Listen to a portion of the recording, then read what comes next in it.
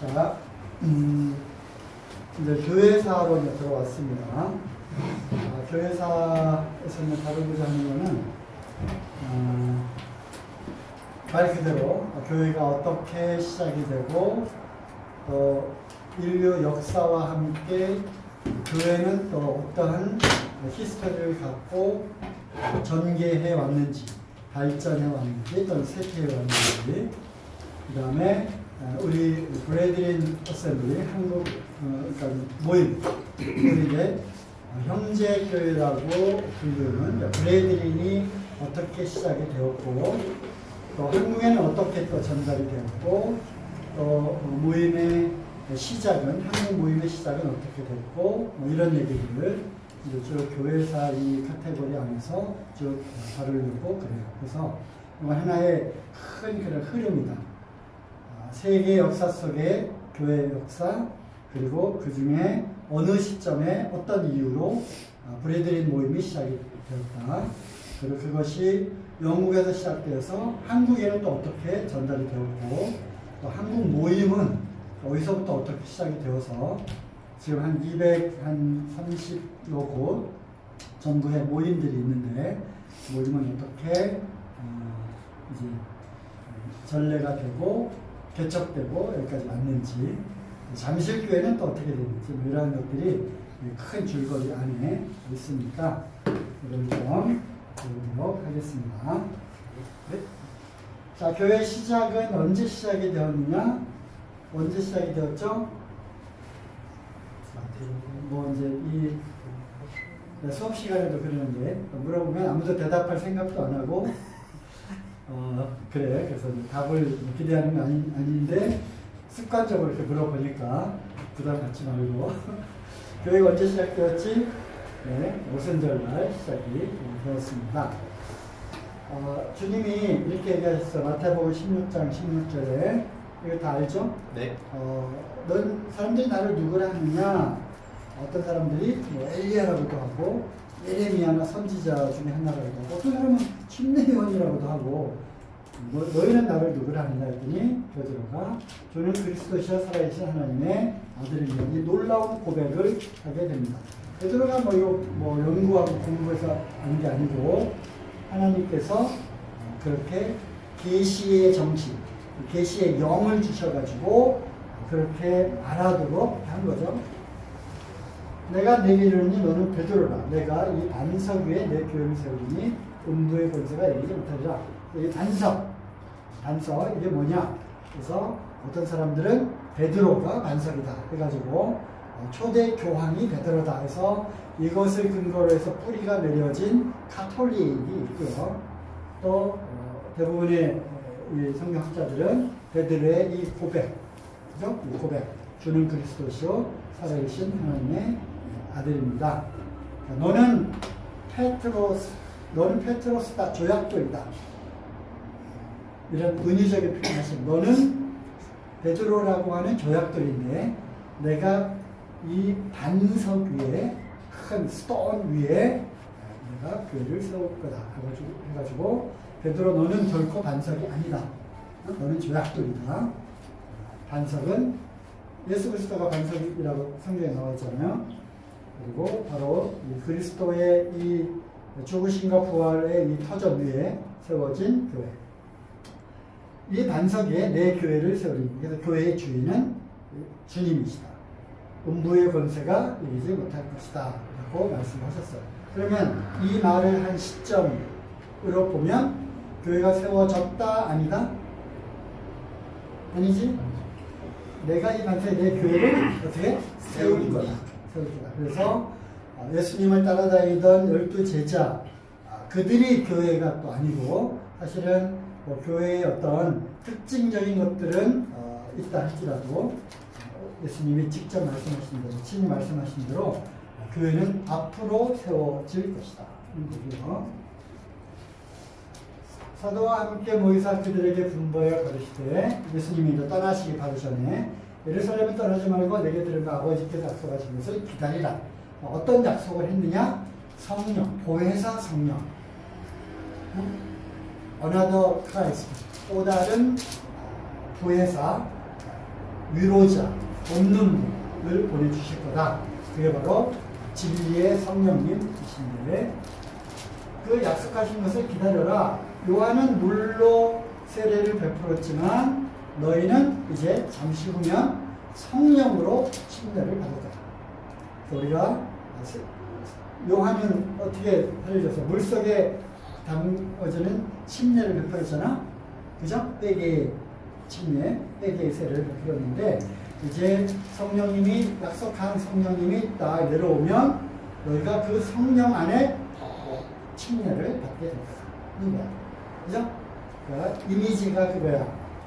이 구약적인 표현 방법은 구체적으로 눈에 보이는 것, 신약적인 그런 영적인 해석은 이제 영적으로 이렇게 해석이 되는 거죠. 그러니까 눈에 보이는 물 침례처럼 예수 그리스도 안, 즉 성령 안에 푹 잠기는 침례.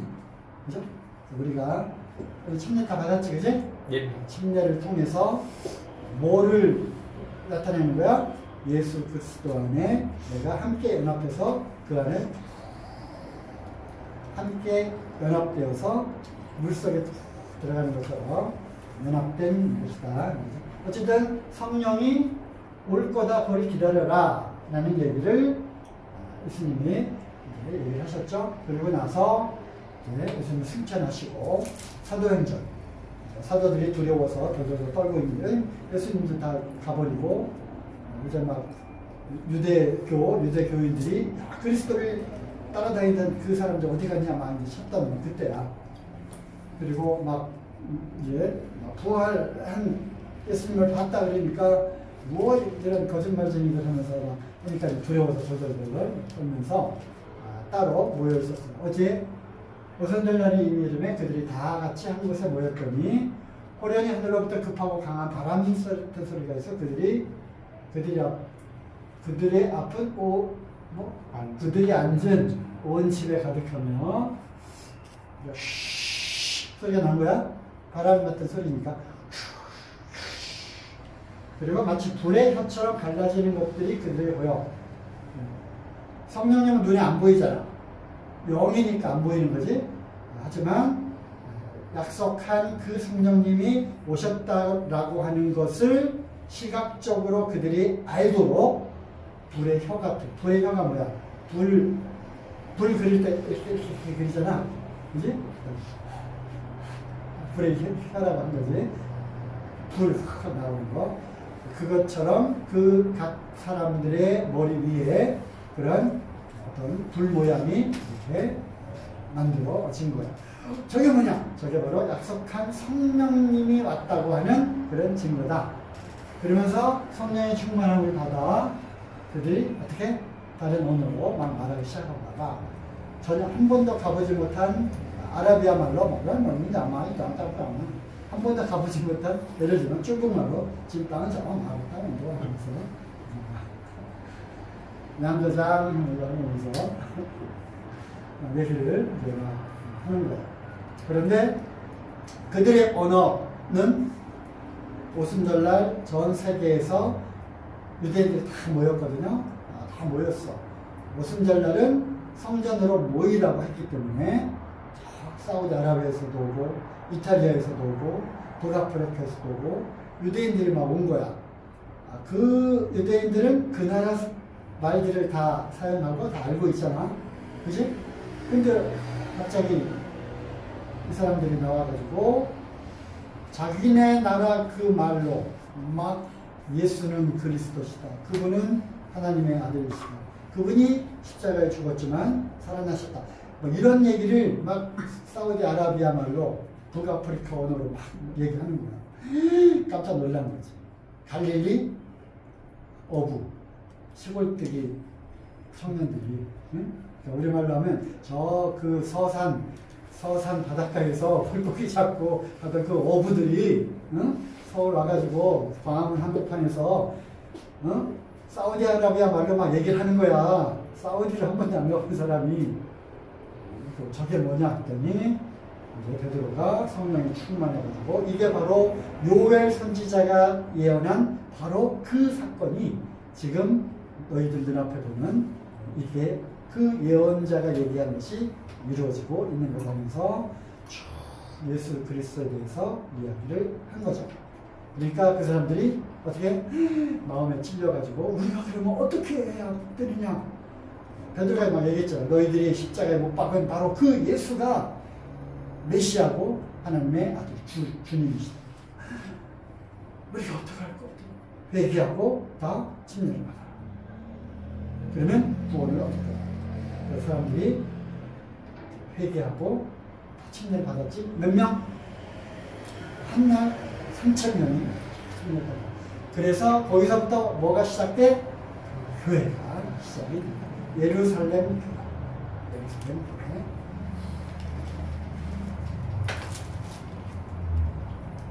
자, 오순절날이었죠?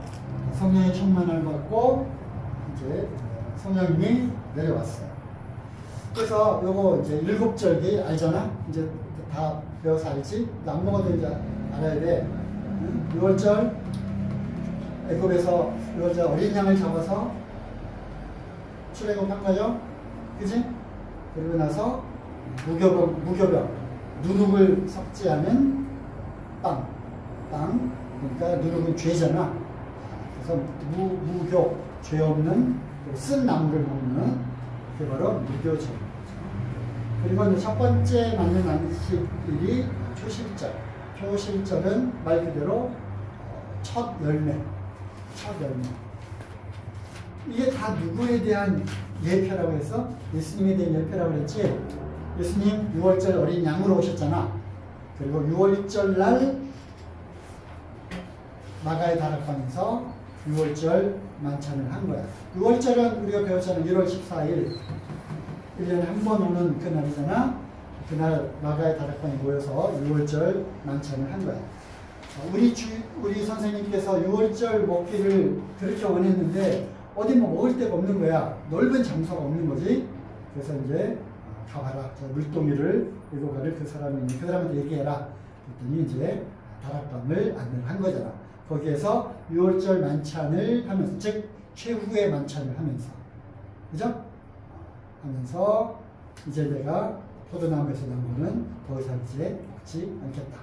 그리고 내가 새로운 언약을 맺을 거다. 너희는 다 이 떡을 떼어 먹어라. 이 떡은 너희 위하는 내 몸이다.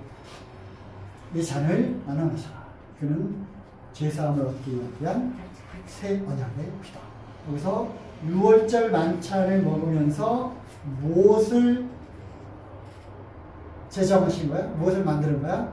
주님의 만찬을 제정하신 거야.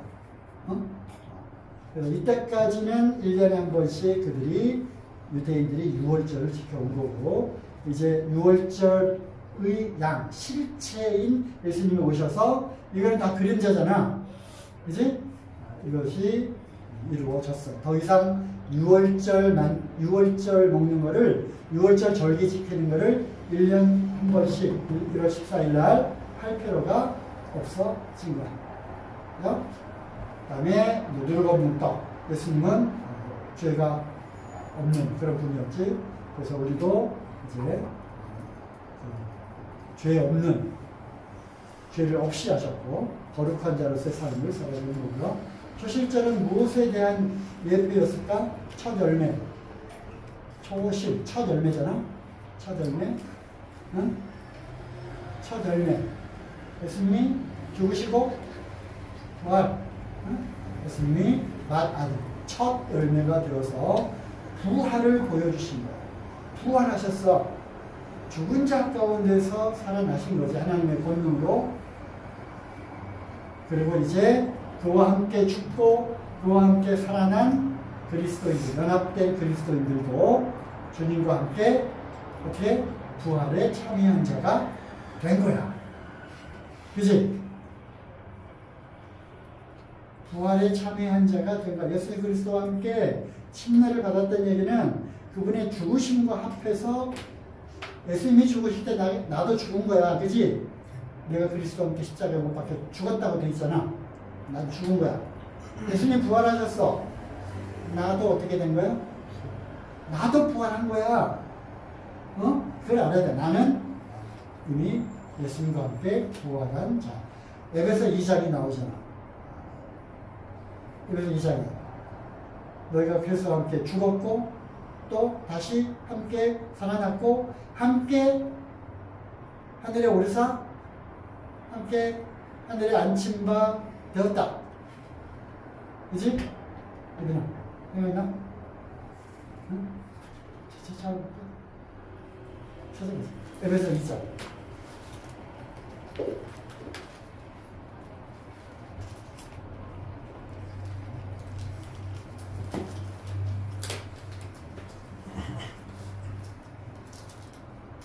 (1절) 너희 약물과 죄로 죽어서 너희를 살리셨도다. 쭉쭉 내려서 (5절) 허물로 죽은 우리를 그리스도와 함께 살리셨고, 다시 죄와 허물로 죽은 나를 살리셨다는 거야. 나를 살려주셨어. 언제? 그리스도와 함께 주님이 살아나셨잖아. 부활하셨잖아. 그게 바로 내가 산 거야. 6절 또 함께 일으키사 그리스도 예수 안에서 함께 하늘에 앉히셨다. 즉 우리의 여기서 신분이 나오는 거야. 우리의 신분은 뭐야? 그리스도가 부활하셔서 하늘보좌 우편에 앉아있는 것처럼 나도 그분과 함께 침례를 받았던 내리는 그분과 함께 연합된 자로 거기에 앉혀져 있는 사람이라는 거야. 이게 우리의 신분이야. 민재야, 너 누구야? 너의 정체성. 나는 그리스도와 함께 하늘보좌 우편에 앉아있는 사람. 천국 백성이야. 나는 죄로 인해 죽고 의 안에서 예수님의 의로 내가 살아남는 사람인 거야. 이거는 결코 변할 수 없는 사실인 거야. 하나님이 선언해 놓으신 거야. 그지? 그러니까 내 상태, 신분과 상태를 혼동하고 있다. 내 신분은 하늘 백성. 예수님과 함께 연합되어서 앉아있는 사람. 상태는 뭐야? 아직 연약한 육체가 있으니까 육체가 있는 거야. 이 육체는 땅에 속한 거니까 땅으로 돌아가야 되는 거야. 이거는 흙이니까. 하늘의 신분에 맞는 몸은 뭐냐면 예수님처럼 변화된 몸이야. 영적인 몸. 하늘에 속한 몸이 따로 있어. 아까 내가 애벌레 얘기했지? 그지? 이거는 애벌레야. 꿈틀거리는. 나비는 뭐야? 예수님과 같은 영적인 몸입니다. 하늘에 속한 몸. 그래서 그게 될 때까지 여기서 우리가 탄식하며 사는 거야. 탄식이 있잖아. 죄 저한죠. 싫게 되지. 또 육체가 있으니까 아파 안 아파? 아프고 힘들고 괴롭고. 그 원인이 뭐야? 몸뚱아리가 여기 있으니까. 나의 영은 이미 예수님과 함께 저기에 있는데, 하늘나라에 있는데 몸은 여전히 여기 있는 거지. 그러니까 이 둘 사이에서 탄식하며 있는 거야. 그래서 로마서에서 나오잖아. 우리 몸에 이 변화될 거를 탄식하며 기다린다. 탄식. 거기에 쓴 그 탄식이 나오는 거야. 오므라 나는 곤고한 자로다 하면서 이 땅에서 삶을 우리가 힘들고 어렵게 살아가지만 오늘 들은 말씀처럼 그런 고난을 통해서 알을 낳고 알에서 딱 깨가지고 애벌레가 나왔어. 응? 애벌레가 나오자마자 하늘로 뿅 올라가는 게 아니잖아. 이 땅에서 이제 흙 먹고 막 지팡이 피고 이렇게 사는 거야. 징그럽잖아. 자기의 신분을 모르는 거지. 응? 우리가 얘네들이 애벌레처럼 사는데 구데기처럼 사는데 얘기해 주는 거지. 언젠가는 창공을 나르는 나비가 돼. 아주 멋진 나비, 왜 태국무늬도 있고 멋지잖아. 멋진 날개를 갖게 됐고 땅에서 구질구질 안 살아도 돼. 이제는 하늘을 쫙 나르면 나비가 될 거야. 민재야, 그게 뭔 말이여? 나비? 날개? 하늘을 날라? 애벌레인데? 하지만 우리의 신분은 어디에 있는 거야? 하늘에. 그러니까 애벌레로서 여기 살아가는 이 삶으로 여기서 깨장깨장하고 여기서 그냥 속상해하고 뭐 이거는 진짜 핫질이야. 응? 핫질이야, 핫질. 응? 여기에 그냥 막 살지 말고 가슴 펴고 내가 누군지 아느냐? 나는 하나님의 아들이야. 천국 백성이야. 나는 하늘 보좌 우편에 예수님과 함께 앉아있는, 여기 지금 그거잖아. 하늘에 앉히시니 6절 함께 오르사 함께 앉아있는 그런 신분. 나 우습게 되지. 그게 성도로서, 하나님의 자녀로서 이 세상을 가슴 펴고 당당하게 사는 거야. 시험 떨어지면 어때? 그지? 뭐, 돈 잘 못 벌면 어때? 그거는 이 세상을 살아가면 어떤 수단이고 방법일 뿐이지, 그게 목표가 아니고, 그거로 인해서 일희일비하지는 말자는 거지. 어쨌든 뭐 얘기가 이제 거기까지 갔는데, 부활하신 예수님. 그리고 이제 50일이 지나요.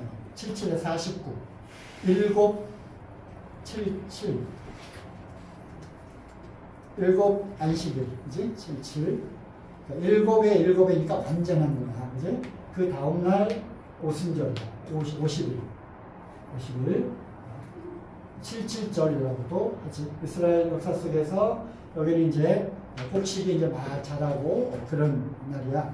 그래서 곡식을 이제 다 수확을 얻어가지고 창고에다가 드리고 하나님께 드리는 그런 절기인데, 이 레위기 23장에 있는 이 7절기 중에 77절, 그 다음날 오순절.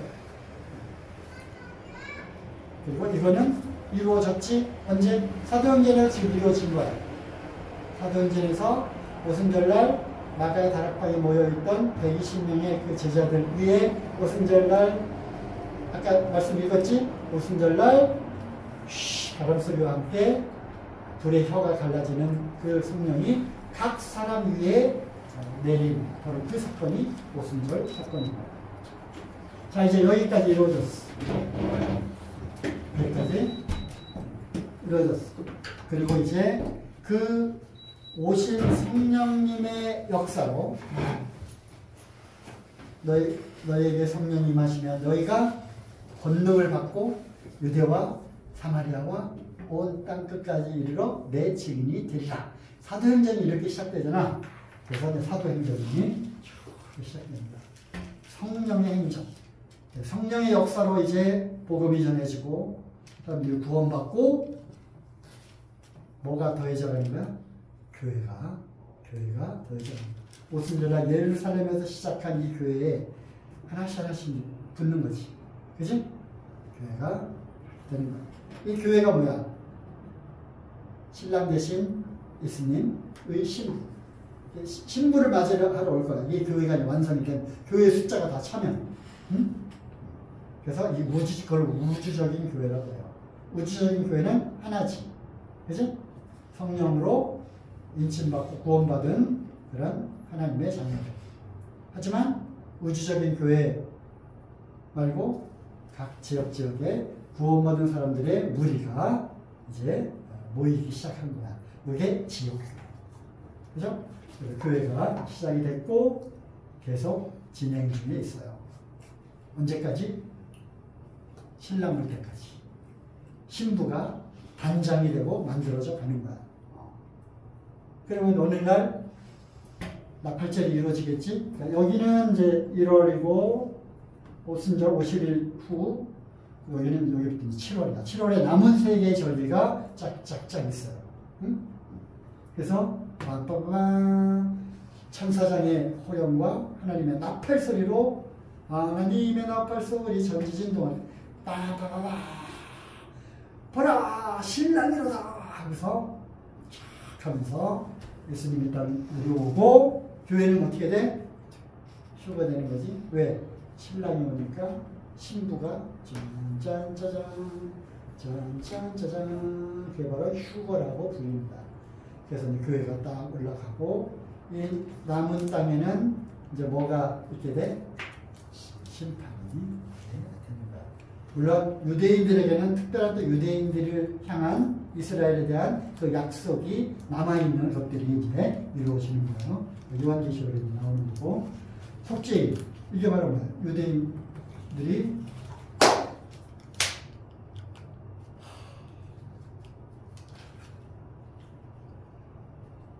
저분이 그분이었구나 하는 걸 깨닫게 됩니다. 아브라함으로부터 그 장구한 수천 년의 역사 가운데 흘러내려온 이스라엘의 역사 있잖아. 그거에 예수 그리스도 그분을 통해서 구원받고, 유대인들은 거절했고 그리고 이제 다시 이방인의 때가 되었고, 이방인의 교회가 들려 올라가고, 이제는 자기들이 남은 거야. 그리고 모든 예언의 성취가 이제 이거를 얘기한 거였구나를 알게 되고, 어떻게 해요? 땅을 치고 통곡하는 거예요. 속죄를 하는 거예요. 하나님 알겠어요. 주 여호와여, 그분이 바로 예수 그리스도시구나 깨닫고, 그들이 그렇게 애타게 불렀던 여호와 그분이 바로 예수 그리스도, 그분이 그분이구나 하는 것을 속죄를 하죠. 그리고 천년왕국으로 들어가요. 초막절 또는 장막절이라고 하는 이런 이스라엘의 역사 가운데 무엇이 이제 이루어지는 거예요. 이미 성취된 절기 여기까지, 앞으로 성취될 절기. 자, 이제 보면은 자꾸 얘기가 길어지는데, 요 박스 친 거 요거 7 절기 중에서 요 3개의 절기는 성전으로 모여야 돼. 모여야 돼. 6월절 무교절로 연결되는 요때 큰 성회로 모였어요. 그래서 예수님도 6월절 지키려고 성전으로 이렇게 올라가서 성전 막 청소하고 그랬잖아. 장사꾼들 막 몰아내고. 사도 바울도 무슨 절? 6월절인가 무슨 절인가? 어제 성전으로 사람들이 전 세계에 흩어져 유대인들이 다 성전으로 모이니까 그 절기에 모이니까 그걸 위해서 막 빨리 막 갔잖아. 배 타고. 응? 에베소 장로들 모아다가 밀레도에서 그들을 잠깐 만나고 당구하고 급히 떠났잖아. 응? 그런 일들. 그래서 이제 요 3개의 절기는 그 중에서도 성전으로 다 모이는 그런 날이었어요. 바로 요 날, 오순절날 성령이 임하시고 교회가 시작됐다. 그 얘기를 하려고 그와 관련된 사이드 이야기를 했습니다. 자, 요한계시록을 우리가 또 이제 잠깐 배웠었죠, 그죠? 반모섬에 그 유배되어 있던 죄수의 신분을 유배되어 있던 요한에게 주님이 나타나셔서 내가 본 것과 지금 있는 일과 장차 될 일을 기록하라. 그지? 기록하라. 기록된 말씀을 듣고 읽고 지키는 자들이 복이 있도다. 이게 계시록이 시작되잖아. 그러면서 7 교회의 사자들에게 편지하라. 그래서 모두 사빌라,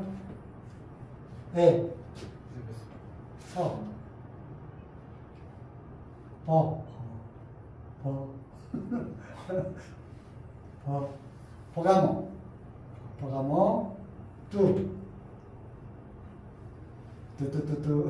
두아디라, 사. 하필이면 왜 사가 걸렸나? 4대. 4대. 빌라델피아. 라오실라? 라오디게아. 그리고 또 외워도 에서모드 사빌라. 애면은 말할 수 있을 때 하나님 사가 걸렸어. 진짜. 4대까지 몰라. 4대. 에서모드 사빌라. 그리고 7 교회 지금 있는 일과 4장부터는 내가 이리로 올라오라.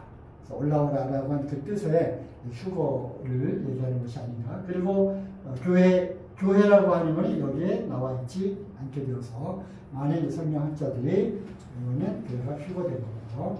여기에는 이제 이 땅에 남아있는 사람들에 대한 심판, 그리고 지상적인 천년왕국, 백부자 심판, 원왕국이 이렇게 연결됩니다. 이것이 이제 계시록에 구성된 거다 이렇게 보고 있고요. 거기에 이제 심판 가운데 7인, 7나팔, 7대접 이렇겠죠? 7인의 마지막에 7나팔, 7나팔의 마지막에 7대접, 그리고 그 사이사이 7장 11, 12, 13 이런 데는 삽입되는 그런 내용, 삽입 구절이다. 그래서 이 전체 구성을 알고 보면 계시록이 조금 이렇게 이해가 되고 풀려요. 자, 지금 있는 일, 교회, 그리고 교회, 그리고 장차 될 일을 기록하라. 그래서 지금 있는 일, 7교회의 현 상황. 그래서 에베소 교회는 어떻고, 에서버드 사빌라 이렇게. 그래서 계시록 2장 3장에 나옵니다.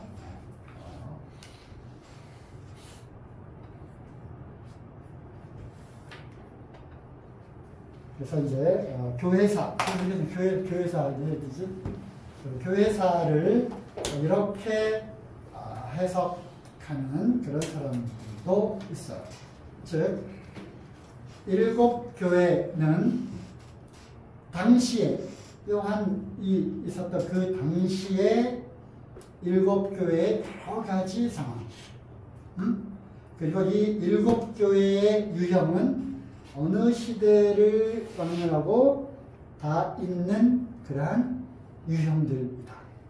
지금 시대에도 7교회의 이러한 유형들, 예를 들면 에베소 교회는 여러 가지 많은 그런 은사와 열심과 이런 것도 있었지만 첫사랑을 버렸다고 이렇게 책망을 받았잖아. 그지? 그다음에 이제 살았다 하는 이름은 있으나 실상은 죽은 자.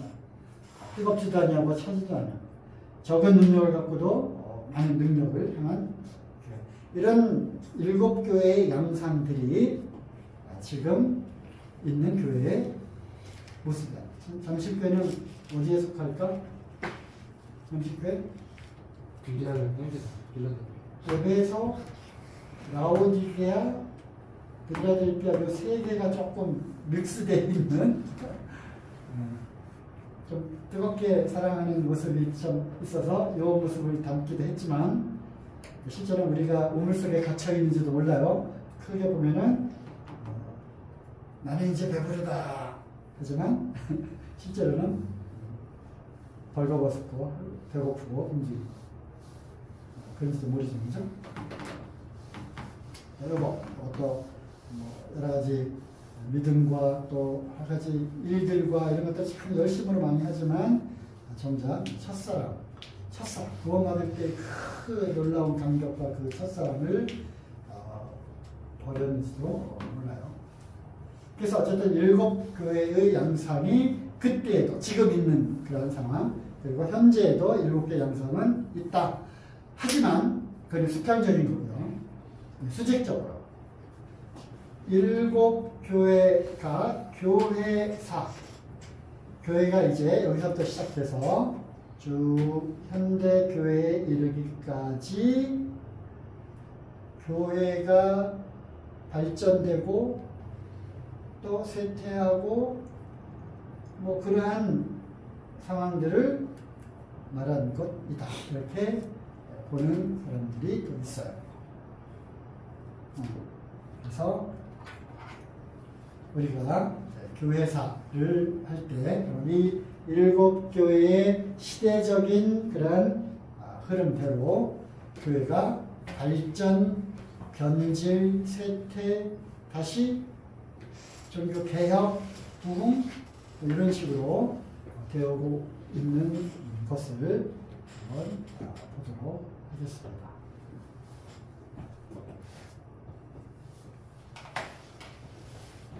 자, 기지개 좀 펴고 잠 깨고 정신 차려.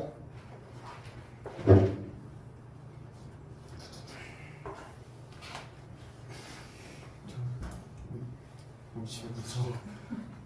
교회에서 저희 집에 붙여져 있는 겁니다.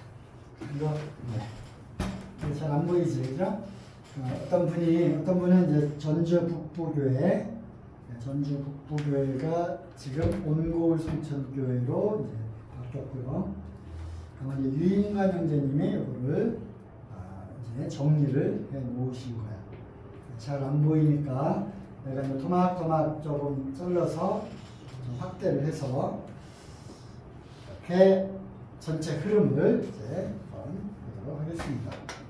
이 책은 순례하는 교회, 우리 이제 전도出版사에서 나온 두꺼운 그 책이 있어요.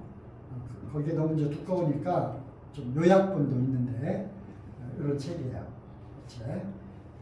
제목은 신약교회 원리에 충실한 교회들의 역사. 신약교회 원리에 충실한 우리 모임이잖아. 그치? 신약교회의 그 원리에 충실한 교회들의 역사. 가톨릭 역사가 아니고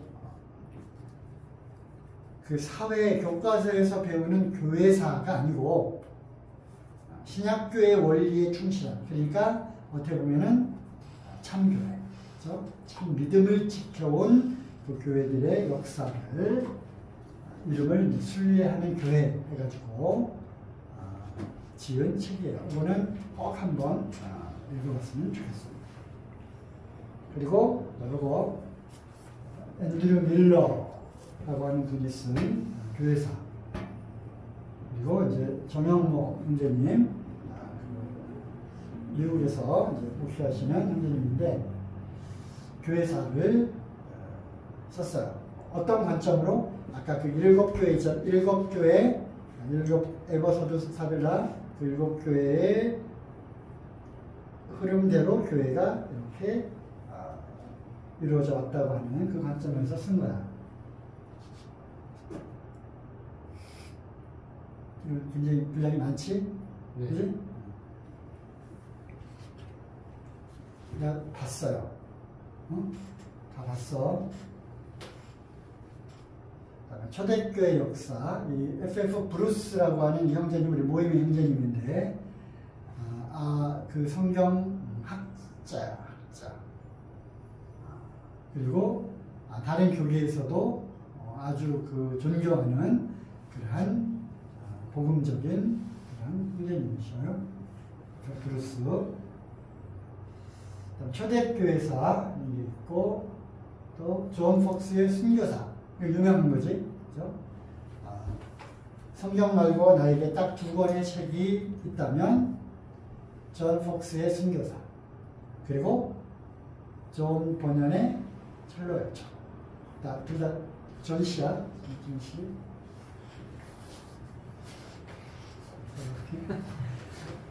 존 번연, 존 폭스.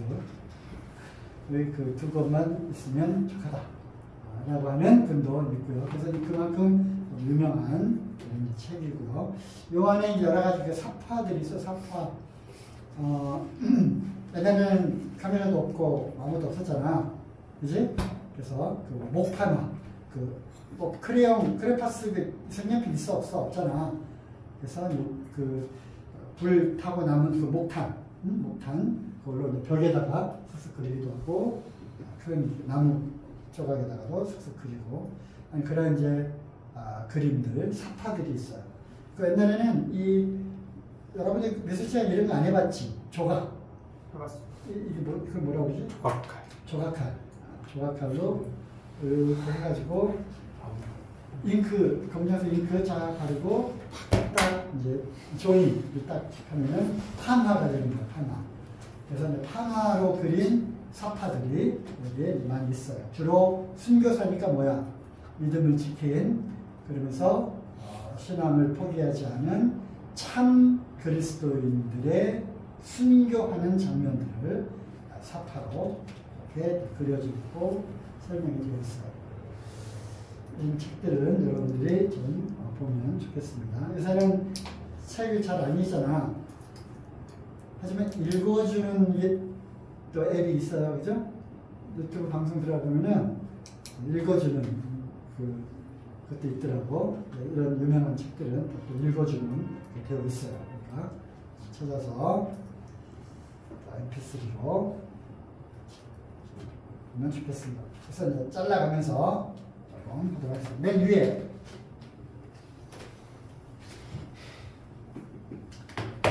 자, 예수님 탄생 그리고 33년 사역 마치고 십자가에 죽으시고 부활하셔서 오순절 성령 강림, 그죠? 여기서부터 교회가 시작이 되었지, 그죠?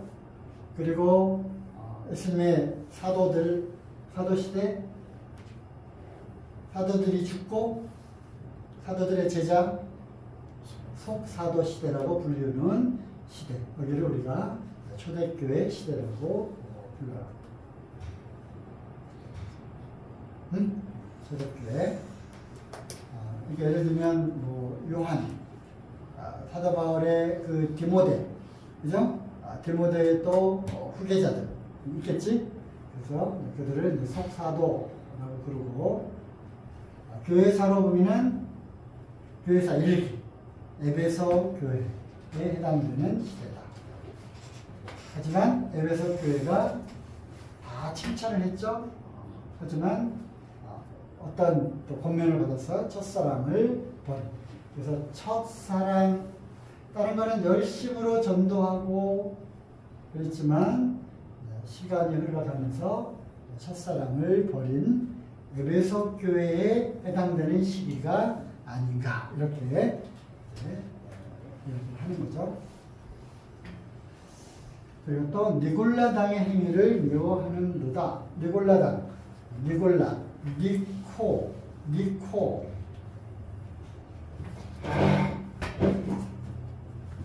니고데우스, 데모크라시가 뭐지? 민주주의잖아. 그래서 니코데모크라시, 그래서 이제 민주주의라고 하는 그 이름으로 이런 게 등장을 한 거야. 사도들의 가르침이나 이런 것을 따르는 것이 아니라 민중주의. 그래서 이 인본주의, 그렇죠? 다수결, 뭐 이런 제도들, 이런 것들이 데모크라시, 민주주의 이름으로 이제 쭉 이렇게 되어 왔는데, 그 해당되는 단어가 들어가 있는 니골라다. 그래서 편당을 짚고 인본주의 생각이 교회 가운데 들어오는 그러한 시기이기도 했어요. 그 다음에 이어서 요거를 교부시대라고 해요. 초대 교부시대. 교부. 유명한 교부들이 있어요. 폴리카프. 들어갔죠? 폴리카프, 이레니우스, 클레멘트, 터툴리안, 오리겐, 카프리안. 그래서 이제 이분들이 성경들이 하나씩 완성이 된 거고, 그것이 모아지고, 그리고 각 지역이나 관장하는 넓은 그런 지역에서 큰 영향력을 행사를 하면서, 왜냐하면 이 제자들이잖아, 그죠? 직접 제자들, 사도들을 본 사람들이라고, 그 사람들의 영적인 영향력이 굉장히 컸다. 그러니까 당시 세계라고 그럴까요? 그 지역의 유명한 영적 지도자들, 교회의 지도자들이 바로 이제 교부들이었어요. 이 중에 이제 어떤 사람들은 영적으로 아주 분별이 좋은 분도 있었지만, 어떤 분들은 조금씩 변질되어가는, 니골라당의 그런 행위를 따르고 영적으로 변질되어가는. 그러면서 그 사람의 생각과 신학적인 그거를 따르는 무리들이 또 이렇게 생겨나겠죠. 나는 바울에게서, 나는 바나바에게서, 나는 누구에게서, 이런 것처럼, 그러잖아. 그것처럼 나는 이레니우스 학파다. 나는 오리겐의 오리겐의 신학적인 그런 분별을 따른다. 그러니까 사람을 이제 따라가, 교부들의 영적인 분별을 따라가는 그러한 때가 교부 시대예요. 언제까지? 313년. 314년 유명한 그치 뭐야 세계사 AD 313년 이거는 몰라? AD 313년 저거 법 나온. AD 313년 이게 뭐였다?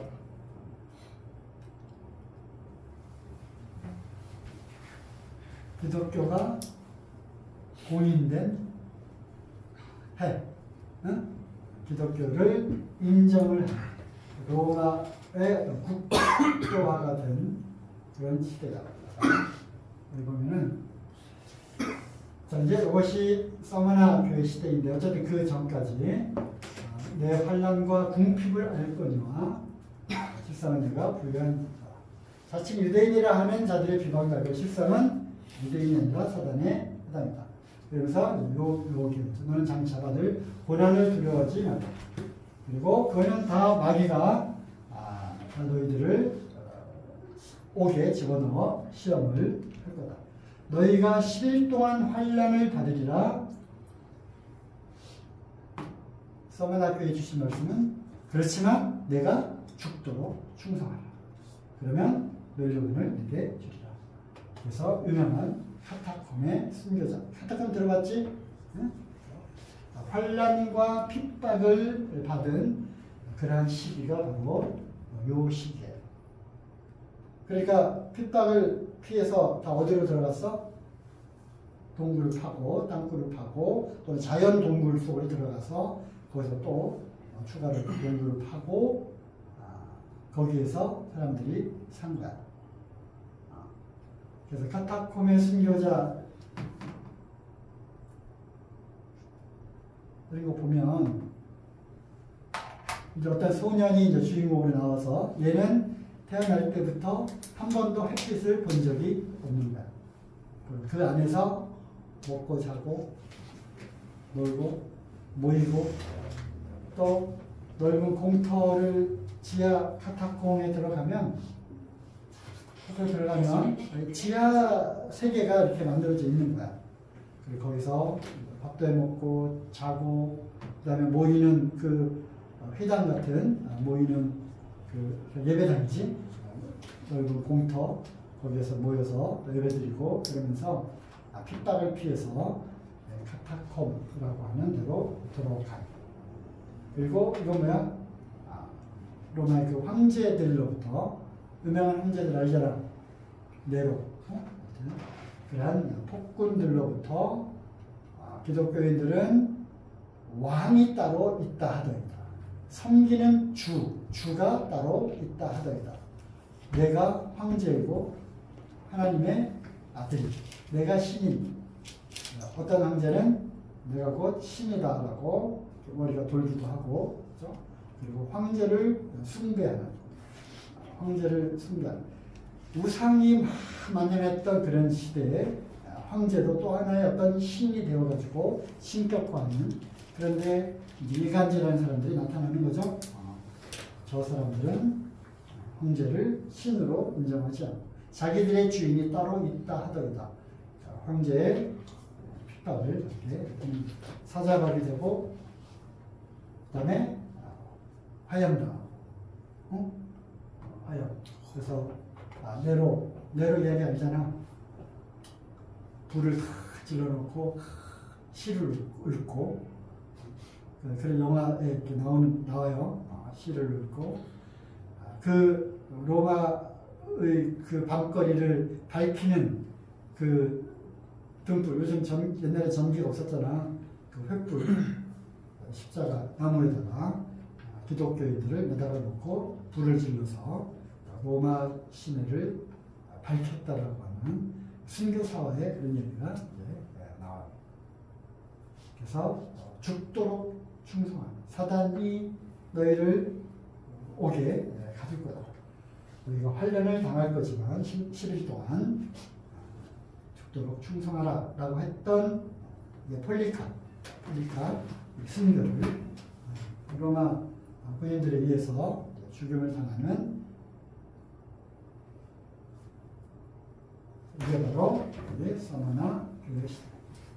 그리고 313년 드디어 땅속으로 카타콤 믿음을 끝까지 지켜서 사자밥이 되고 원형 경기장에서 그 다음에 검투사 영화들 보잖아. 어? 검투사 사자밥이 되고 로마 시민들은 환호하고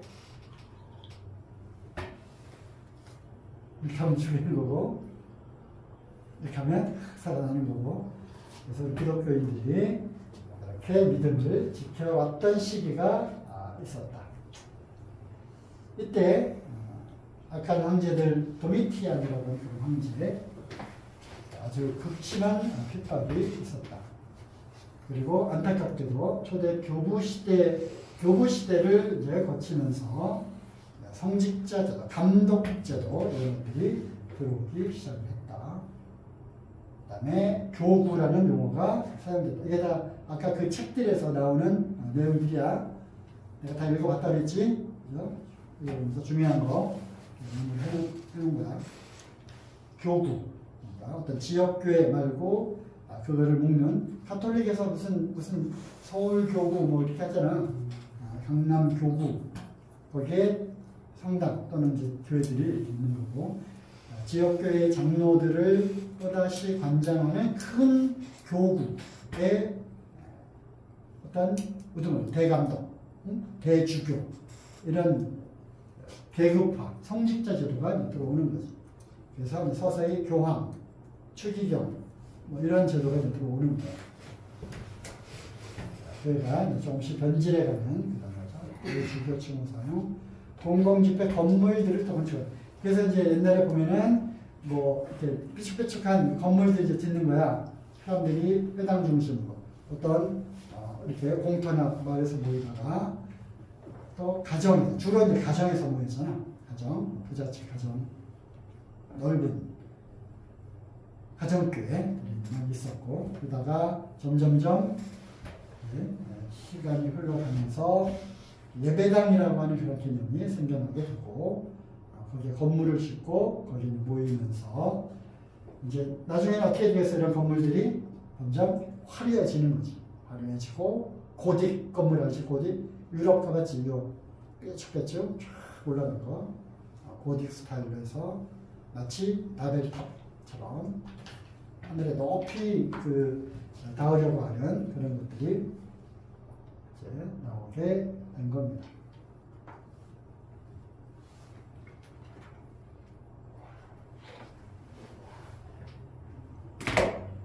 자, 여기가 이제 버가목 교회 시대에 313년 기독교가 공인되면서부터 이제 버 온 거야. 버가목 교회에 주신 말씀이 이거죠. 빌립의 교훈을 지키는 자, 음행하는 것, 우상의 제물, 니골라 당의 교훈 이런 것들이 들어오면서 결국 영적으로 보면 이게 뭐야? 교회의 순수한 교리와 믿음이 점점 변질되어가는 다른 것들이 들어오고 그래서 영적으로 음행하고 음행 그 다음에 발람의 교훈 돈 때문에 팔아먹었잖아. 돈 때문에 이스라엘 백성들을 돈을 받고 저주해달라고 하니까 갔잖아. 발람 몰라? 발람 옛날에 광야에서 모압 땅에서 일어났던 일이잖아. 니골라당 아까 얘기한 대로 인본주의 돈과 영적인 그러한 그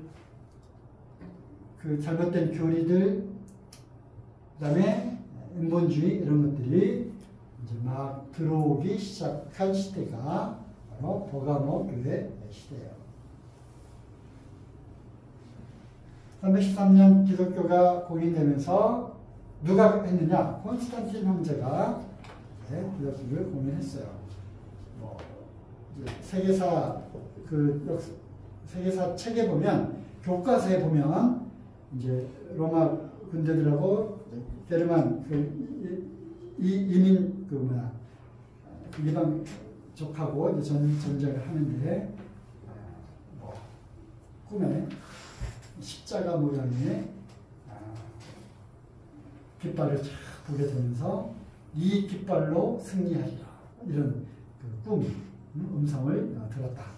그래가지고 그 대규모 그 전투에서 승리를 하게 되면서 기독교를 인정하게 되는 그러한 일이 있었다 해가지고 콘스탄틴 황제가 회심했다라고 하지만 결코 그렇지 않아요. 콘스탄틴 황제는 그 이후의 행적들을 보면 그는 결코 거듭난 그리스도인이 아니었다.